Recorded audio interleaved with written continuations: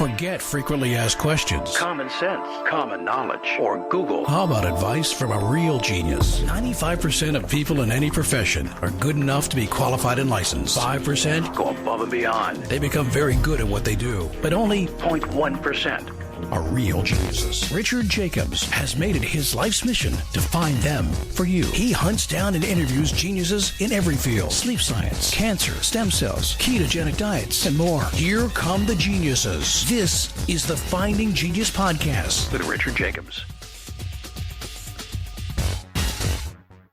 Hello, this is Richard Jacobs with the Finding Genius Podcast. I have Eric Verhoogen. He's a Columbia professor in the Department of Economics at the School of International and Public Affairs. And we're going to talk about his research area of industrial development and microeconomic research on firms in developing countries. So, Eric, thanks for coming. How are you doing today? Very good. Thanks. Thanks for having me. Yeah, if you would, tell me about your research in your own words. What are you looking at currently?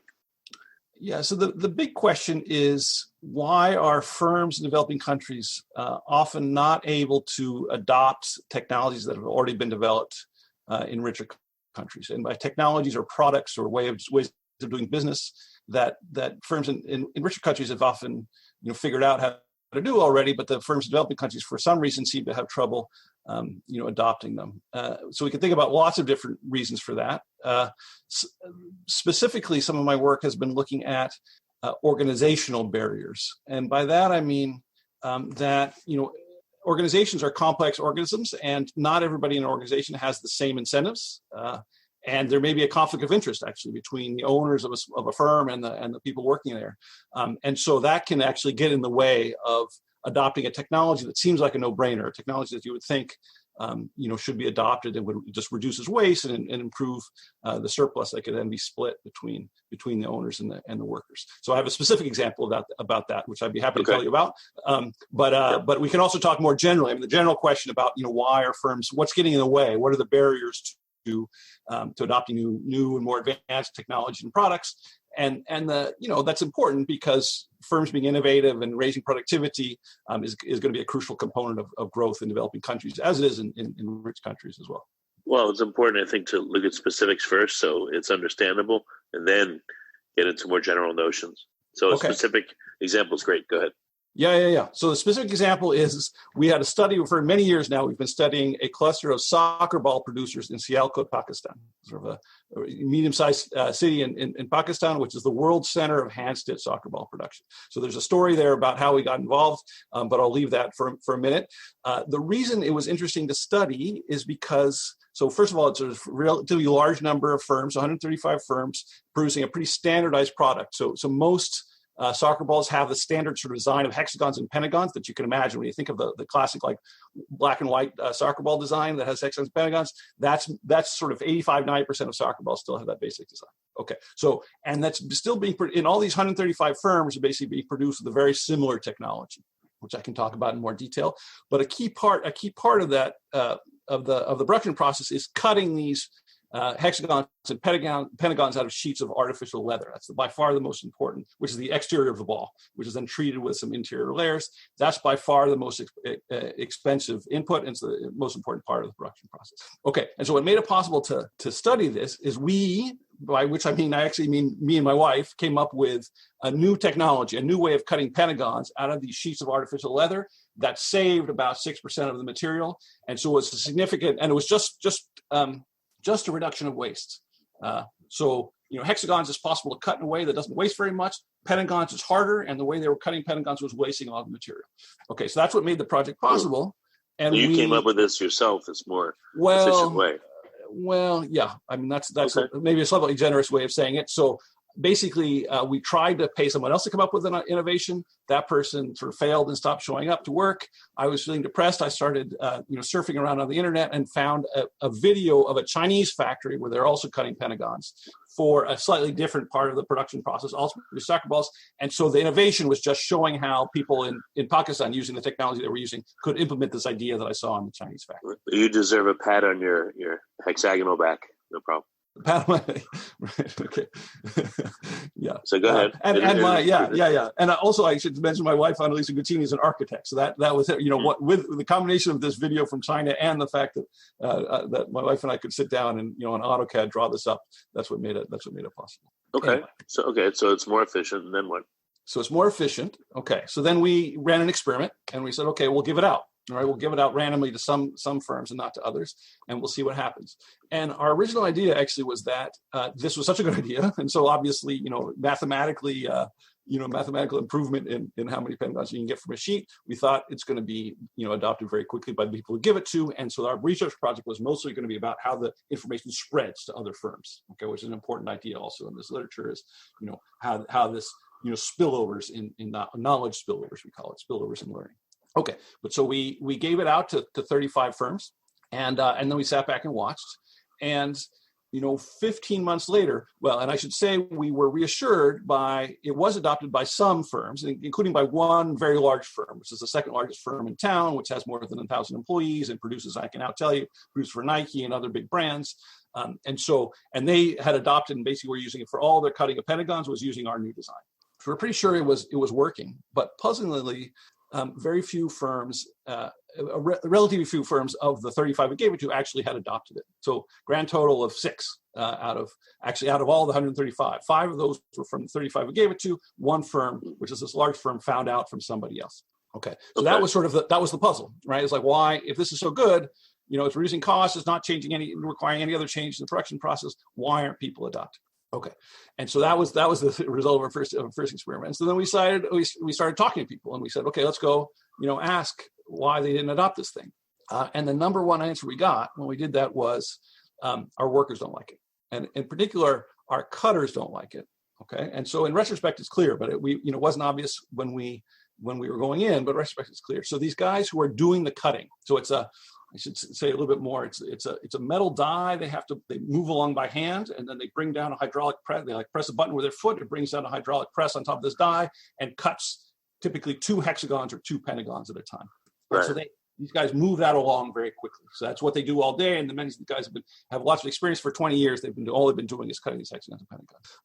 And their compensation scheme was per piece, basically. They're basically paid per ball. Okay, which is 20 hexagons and 12 pentagons, or they're paid. That's how they earn money. And right, so they're incentivized to make as many as possible. Okay, they're incentivized to make as many as possible, as fast as possible, right. And they're not incentivized to reduce waste. That's the key point, right? So they weren't. What our technology was actually doing was reducing the waste of this material, which is the most expensive thing. And so, we have a research paper which goes into great detail about how it's just orders of magnitude, just like 10 times more savings from reduction of the waste than from the little bit of extra time it might take, workers to use our technology. But the workers were not getting any of that money, right? So the workers, it was just slowing them down.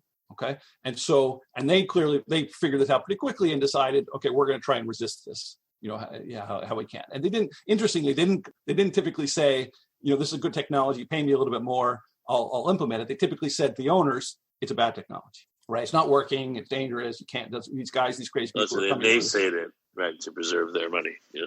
They said that, right, to preserve their incomes, basically. Yeah. And the so the owners, on the one hand, they had us coming in saying this will work. They had their employees, coming along and saying it's not going to work. And they believed their employees, they're long-standing rather than us, which is not that surprising. But what the owners didn't figure out, that there was this potential conflict of interest, that if somehow they could have figured out a way to make the employees whole, basically to make sure that their incomes weren't going down, then they could have adopted technology. Everybody would have been better off. But for whatever reason, that information wasn't shared. You said some of the firms did adopt it. What was different about them that did adopt it versus the ones that had excuses and didn't? Yeah. So one is interesting. This very large firm that I mentioned of 1,000 or more workers, they were one of the few firms in town that was not paying piece rates. There's an interesting backstory to that too. They were paying basically fixed wages, like for a month, a monthly salary essentially for workers. So it wasn't tied, the workers' wages wasn't tied to how many pieces they were producing. And the reason for that is precisely that this big firm was producing for Nike, and Nike had publicize, basically because of labor rights scandals in the past or labor conditions scandals in the past. Nike had publicized who was applying for it and said any supplier has to conform to the letter of local labor law. And the only way this factory could guarantee that their workers were going to get paid the minimum wage in Pakistan, which many firms were not respecting, was by paying a fixed monthly wage instead of having this piece rate system. And so those guys in that factory, which is called Silver Star, the cutters didn't have a disincentive to adopt, and so that was arguably, what we argue is the reason why they were so quick to adopt. So that's a key story, right? So that their compensation scheme was different. So there were a few other firms that adopted that just figured out that their workers were a little bit more honest with them, or they figured out, oh, by the way, I can see that my workers' salaries are going to go down. Let me give them a bonus for the month, or let me incentivize them in some other way to adopt this technology, and that ended up working, right? So if there were, in some ways, you can't just at least in places like that, you can't just give them a new technology and expect that they'll be happy and use it. There's other things that come along with it that need to be addressed. Exactly. So there may need to be organizational change to go along with the technological change, right? So that you have to. I guess that's a somewhat economics way of saying it, but yeah, you need to get the incentives right for the employees in order for the adoption to be successful. Oh, these are good lessons. Okay, so what was next? Yeah, so one is we went out and talked to people. This is what they said. It sort of became clear to us what was happening with the contracts. We actually did a second experiment where we said we're going to give a bonus. Okay, so we're going to sort of mimic what an employer might do to try to incentivize workers to adopt the technology. So we're going to go to half of the firms we originally gave the technology to, and we say we're going to give a bonus of a month's salary to your cutter if he, and it's almost all men here working, if he can demonstrate in front of you that this technology is working in a month. Okay, and that wasn't very much money for the firms. That was like, $150 essentially for most cutters, between $120 and $150. And so we paid a third up front, and we said, we'll come back in a few weeks, and we'll pay you the rest if you can demonstrate in front of all of us that this is working. And so that solved the problem, actually, it turned out. So the workers were excited about that. They get an extra month's salary, so everyone was excited to take this test and demonstrate the technology worked. And then we got a statistically significant, set of the firms where we did that second experiment ended up adopting the technology. Okay, and so anyway, so that was our argument, that even though it's a small amount of money, what this small bonus did is it led the workers to share the information with the firm that the technology was good, and then the firm saw on their own that, oh yes, okay, so it's in our interest to adopt this technology. And so that's sort of in a way that second experiment serves to demonstrate that this organizational barrier that we'd hypothesized about the conflict of interest, because the employment contracts that really was what was holding things back. So that's that's that story. We're going on. It's a cool story. You like the story? Okay. Yeah. I think it sheds light on a number of different issues. So one is that, this obvious thing is that workers need to see the benefits to adoption of new technology in order to enthusiastically, or in order to not to block it and to make it happen. And that can happen in various different ways. It could be an actual payment contract, or it could be a general sense that, credibly, that if the company does well, I'm going to do well. Also, even if it's not a very, it's not a very direct payment. So that's one issue. Obviously, I think the thing that comes out of it. There's another interesting point too, I think, which is that there's a sort of inertia that happens, I think, in labor contracts. So basically, before we showed up, I think that the piece rate contracts that almost all the firms were paying probably were the best way to motivate workers and get them to work hard and work quickly and be productive, was through this piece rate thing. And it was only when we showed up with this new technology that it was revealed that standard set of contracts wasn't optimal, or was getting in the way of innovation, right? And so I think that's interesting, right? In the sense that we tend to think that there might be the best way of organizing things, but that best way of organizing things is going to depend on how many new ideas are out there, or what's the potential for innovation, and that if you want to actually want to be able to adopt some of these new ideas, then you might need to have a more flexible, or more a different way of paying people than if what you're trying to do is just maximize output, just trying to get as much produced as possible. So I think that's sort of a larger point too. So they're trying to maximize output and productivity. Is it as simple as thinking of new ways to improve productivity, but running them by the workers to see the potential pitfalls, or is there a lot more to it than that? So so that's interesting. So in this case, though, I think just running it by the workers wouldn't have helped, right? Because because the workers, if they figured out that actually my salary is going to go down, then even though they may know that it would work, they're not necessarily going to share that information. Right. Yeah. That makes sense, right? Yeah. So you have to, so the owner, whatever the firm, has to understand that that's happening, right? And maybe they need to have basically, I guess big point. If I were an owner, I would try and build in mechanisms that, profit sharing or some sort of, it could be explicit profit sharing or some sort of implicit profit sharing, so that workers are confident that if the firm does well, then they'll get ahead too, and so then they're going to be more likely to participate in the process of innovation and support it rather than impede it. If you like this podcast, please click the link in the description to subscribe and review us on iTunes. Well, if companies want more productivity, that's great. But I mean, more productivity should mean, even if you're unequal about sharing it, a bit more for the workers. More productivity should you'd expect that to raise wages or to have a bit more for workers. Yeah. I mean, if you only give 10% of the benefit, you're still getting 90% of the benefit. If the numbers work, the workers should be getting a little bit more. They should be happy and willing to implement it and not fight you on it. I mean, why is it, I'm not there in the factory setting doing this, but I mean, is that so hard to do? Or is that, why isn't that not done? Why is it not happening? Yeah. Well, I mean, in this case, so I agree with you, right? That it doesn't have to be even, my sense is that workers, like most people, are going to be paying attention to what's the bottom line for them, and so a little bit of profit sharing, I think, would go a long way. And so I think you're right. Like even a 90-10 split in this case probably would have been sufficient to get the workers on board and get them, supporting the process. So now, why didn't that happen? So that's interesting, right? So we know in reality that wasn't what was going to happen. The workers' salaries actually would have gone down if they'd adopted this thing, or at least it would have gone down in the short run while they're getting up to speed. Eventually, they'll be back. They got up to speed, and so they weren't slowed down. But they didn't know that ahead of time. So why isn't that happening? So one is, I think that the employers didn't necessarily understand that was the issue. They didn't understand that they needed to do profit sharing, and so maybe that's part of what I'm hoping that the point of this research will make clear to people, is that you might be more innovative if to the extent that you're doing more profit sharing, and so showing that sort of in a very particular clean case.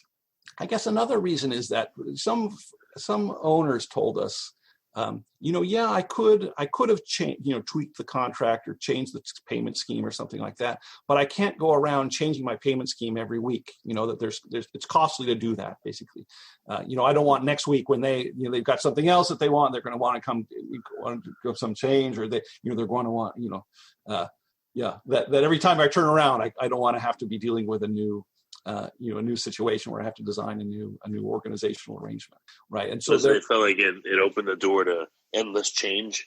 They opened the door to endless change. I guess that's right. There's basically a norm, right, in Seattle, in this town, which is you pay a piece rate. This is how you do it. This is how we've always done it. And so somehow, if that somehow it would be costly to change that. If you get away from that norm and you no longer have this, sort of focal point where everyone agrees this is sort of a normal, fair thing to do, and so that could be part of it too, that there's that cost involved, and I think coupled with that is that the owners were just skeptical that the technology was going to be good. Okay, so they get people coming knocking on their door all the time, telling them they have some newfangled thing that's going to change their life, and they're probably rightfully kind of skeptical of that, right? And so here they thought the potential benefit, and they didn't know. Often the owners aren't actually the ones doing the work, doing the cutting in this case, or actually producing the balls, and so they may not have a good sense of whether this technology actually worked, right? So I think what was happening is that the owners were weighing off these potentially small benefits of this technology, right? They basically perceive the benefits to be small against this known and non-trivial cost of messing with contracts and disrupting the norms that have been in place for a long time in their factory. And so they basically saw that they thought the costs outweighed the benefits, right? That they didn't. This potentially small gain didn't seem to outweigh the cost of potentially messing up this employment contract. How much of this is cultural unique to Pakistan, or cultural unique to cultures where authority is highly, held in high esteem? Yeah, good question. Have you evaluated that? I mean, it's just something to look at. Like I've read books on like plane crashes and cultures in which you never challenge authority. The plane crash was more likely to happen, and stuff like that. Right. That was the Korean. I remember that Korean Airlines crash in San Francisco. Right, that the people said that.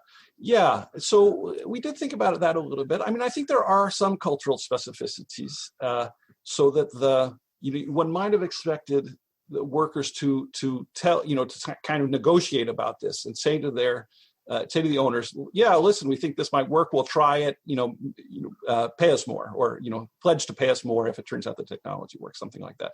And that conversation didn't happen. And I think that is partly because there's such an extreme hierarchy, right? That the workers just felt like it wasn't their place to be suggesting ideas about how to organize the factory. And so that, then it didn't happen. So there's some sort of cultural specificity to that. But I think this idea that workers have information that they don't share because they don't necessarily have an incentive to share it, I think that's pretty broad. I mean, and so there's nothing like we have a little economic theory in our paper where everyone's just being rational and everyone's just pursuing their own self-interest, and so there's no cultural factors coming to play, and I think actually that can happen in lots of places. Including, I have I have an example in my head. It's now, a bunch of years ago, maybe 30 years ago already, or 25 years ago. There's a book called Rivet Head about a guy working on assembly line in Michigan, and basically saying how these guys on assembly line in Michigan would figure out all these ways to make their life easier, to make the job go quicker, right? But then rather than telling the employer that that's what was going on, they do their job in half the time, and then they could take longer breaks, or even sometimes they have one guy cover two jobs and the other guy could go fishing, this sort of thing. Right. And so that sort of information just wasn't getting shared.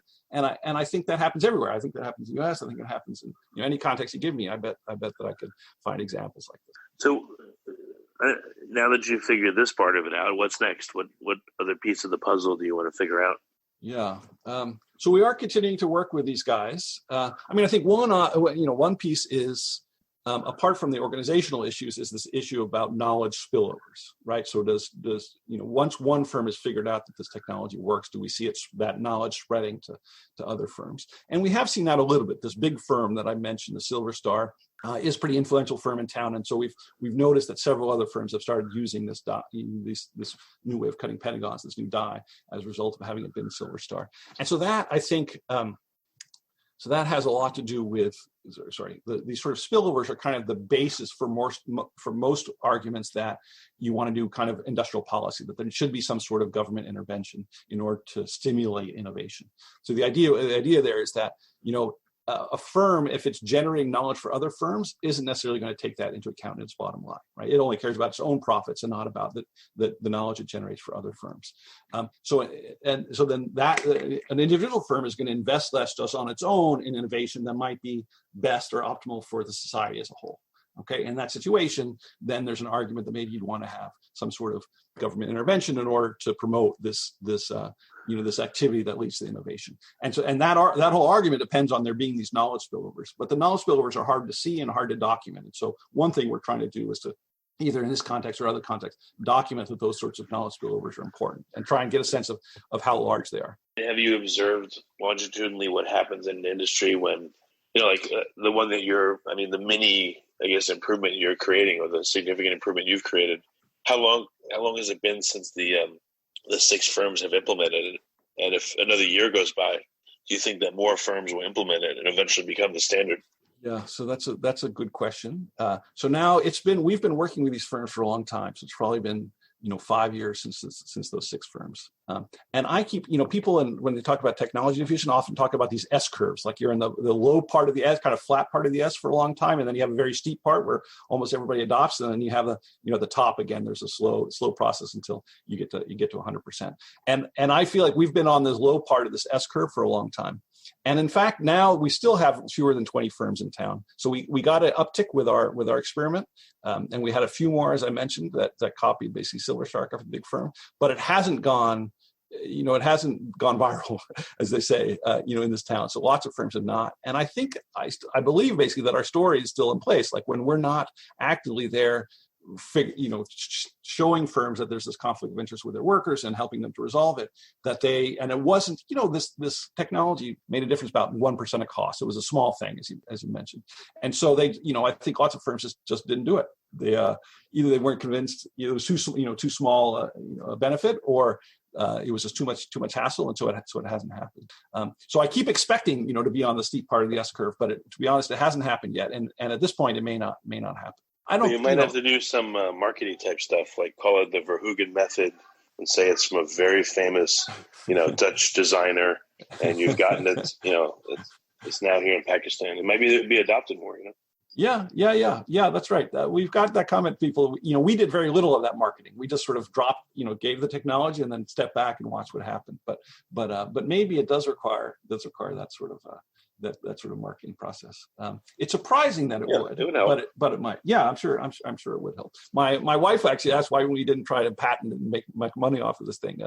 We decided not to. Anyway, long story. But it wasn't. We're in this for the research, not for the money making. But if it were a larger, more valuable technology in a way, then maybe it would be worth it to do that and try and put some resources into advertising and shopping it around and that sort of thing.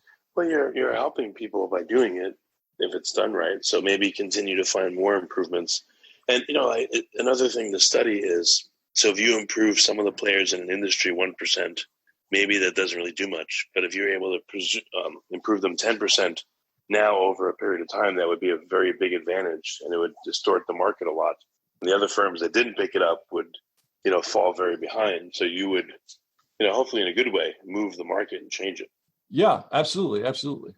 Yeah, as you say, I think we need a bigger technology, or 10% would be more than 1%. But it's still profit margins are about 8% in this industry. They're pretty tight, between lower than 10%, I'd say, on average. And so we still would have thought that this was enough that firms would respond. But it wasn't. I think you're right that it wasn't quite large enough that it would actually move the whole industry to the point where everybody who didn't adopt this thing, would be going out of business, and so therefore they have to adopt. But you're right. I think that this is a particular technology, but I want to study other technologies, and other people have studied other technologies that where you do see they have a bigger effect on their industry in a way, and so you do see everybody adopting, and everyone has to adopt, otherwise they go out of business. And so that's kind of how creative destruction, as they call it, Schumpeter called it. You get a new idea, and it's going to, some people who are going to adopt are going to benefit, and some people who don't adopt die out, and so that's sort of a natural part of the process, and which I think is good as part of the development process, and we need to try and make that happen as much as possible. What's your goal from here? What do you want to figure out next? Good question. So we've continued to work with a set of firms. So we have one project where we're basically trying to figure out what's the role of, or how do they respond to import tariff reductions, or if you increase the availability of imports, how do firms respond to that? And the reason why it's interesting in this context is this artificial leather I was talking about. It's all the high quality varieties of that artificial leather come from abroad. They come from Japan or from Korea. Typically, and from China, and the lower quality artificial leather comes from Pakistan. And so what we basically did, we ran an experiment where we subsidized the cost of the high quality stuff, the high quality artificial leather, which is called Rexin, and we're seeing how firms respond. And so what's looking, and partly we did that because we thought there might be an interaction with our new technology, with our Pentagon's cutting technology, which is going to be more, the more valuable the artificial leather, the more valuable our technology is. And so we haven't found an interaction there, but we have found, which also we're kind of expecting or hoping to find, we have found that basically when you higher quality imported inputs become more available, or in this case cheaper, what firms do is they start upgrading on lots of dimensions. So they, not just the artificial leather, but they also use higher quality latex. This is sort of glue that they use to glue the artificial leather to layers of cotton or polyester. They use a higher quality bladder. They use higher quality lots of other stuff. And then they sell that to richer countries. So basically what happened, we said to these guys, we'll subsidize this high quality material.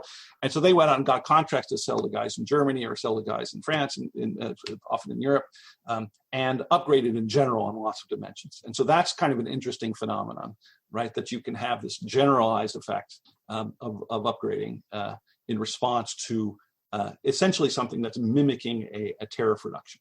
Right, so that seems quite important. That why is, when you talk about why are tariffs bad, there's lots of reasons why tariffs might be bad, but one of them is that it reduces the availability of imported inputs, which in a country like Pakistan typically means higher quality inputs from richer countries, and that in itself can block some of this process of learning and upgrading, innovating that we're talking. I see what you mean. You see what I mean? Yeah. So it's sort of it's a reason why trade liberalization would be good in the development of Pakistan. Another big thing. Do you want to move on to other topics, or do you want to flesh this one out more? Like, why don't you go to Vietnam and work with a factory that makes something else and do the same experiment and see what happens? Or something similar. Yeah. No, I have. Okay. So I do have a bunch of different projects. I should say one is happens also to be in Pakistan and Sialkot with surgical goods is the other big industry in this town. So we're trying to figure out, are there ways to incentivize innovation? Like essentially we want to run something like a innovation contest, which a government might actually be able to do, to say, okay, we don't know what the next big idea is, but somehow we're going to give out prizes if people can come up with an idea which is actually good. And in this case, we'll evaluate it by we'll judge whether an idea is good by whether it's actually the firms are able to successfully sell in the United States for this surgical goods. That's something that's an idea we're thinking of. We haven't yet implemented. So that's one idea. I guess generally what I'd say what I'm working on is also this question about how do you do industrial policy, especially in settings where the government may be what we call low capacities, and sort of isn't very particularly knowledgeable about the sectors maybe that are the firms that are producing in the country, and maybe there's issues of corruption, or there's issues of people are just not very high functioning bureaucracy. And so how could you do industrial policy in that sort of setting? And so in Tunisia, I'm working on a project which isn't specific to a sector, but it's about essentially what I call pay for performance in export promotion. So lots of countries want to promote exports, but I agree with that. Actually, it probably has some salutary effects on the economy. And the question is how best to do that. And what lots of countries do is they would give something like a matching grant, right? Where the firm says, I'm going to spend X amount of money on stuff that I think is going to help me export. And the government says, okay, I'll pay part of that thing you're going to spend. But there's no additional reward. There's not much incentive after that for the firm to actually export because it's not conditioned on export. And so we're trying to, we have, this is the experiment that's ongoing, and hopefully pretty soon we'll be able to in a position to write up results where the firms actually get a larger benefit if they're able to export.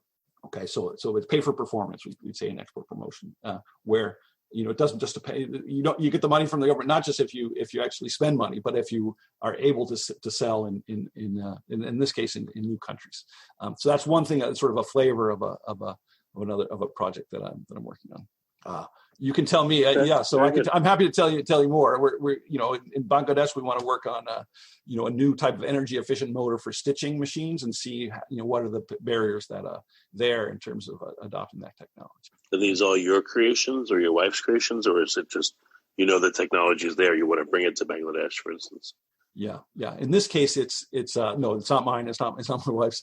In this case, in Bangladesh, it's something that's known. It's a kind of motor that is included on the most recent generation of stitching machines, and that wasn't included on the earlier generation of stitching machines, but that actually can be used. It's easy to sort of unplug it from one type of machine and plug it into a different type of machine, and it reduces costs, reduces energy usage. And so that's the piece that's sort of not broadly known. And so that's the thing that we're going to look at. So it's not new to it's not something new to the world, but it is just something new in this particular context of these guys. I thought you were like some mad inventor, plus economist, and you go around the world, secretly bequeathing your inventions to people to help their lives. No, it's just that it's unfortunately not very replicable as a research strategy. This thing in Pakistan, I was sort of lucky that it happened, and I don't see it. Happening again. Well, very cool, Eric. You're doing really cool work. What's the best way for people to find more out about you and about your economics research work? Yeah, I guess you can go to my website, or just Google me. There's not very many Verhoogens in the world, so it's Eric, E-R-I-C, and then Verhoogen, V as in Victor, E-R-H-O-O-G-E-N. So Google that, you'll find my website at Columbia. There's some videos there. You can see some videos of soccer ball production in Pakistan. Also on Twitter, it's at Eric Verhoogen, spelled in the same way. Although I'm not super active there, but every once in a while you can see stuff that that I send out. Very good. Eric, thanks for coming on the podcast. I appreciate it. Okay, thanks very much for having me. If you like this podcast, please click the link in the description to subscribe and review us on iTunes. You've been listening to the Finding Genius podcast with Richard Jacobs. If you like what you hear, be sure to review and subscribe to the Finding Genius podcast on iTunes or wherever you listen to podcasts. And want to be smarter than everybody else? Become a premium member at findinggeniuspodcast.com. This podcast is for information only. No advice of any kind is being given. Any action you take or don't take as a result of listening is your sole responsibility. Consult professionals when advice is needed.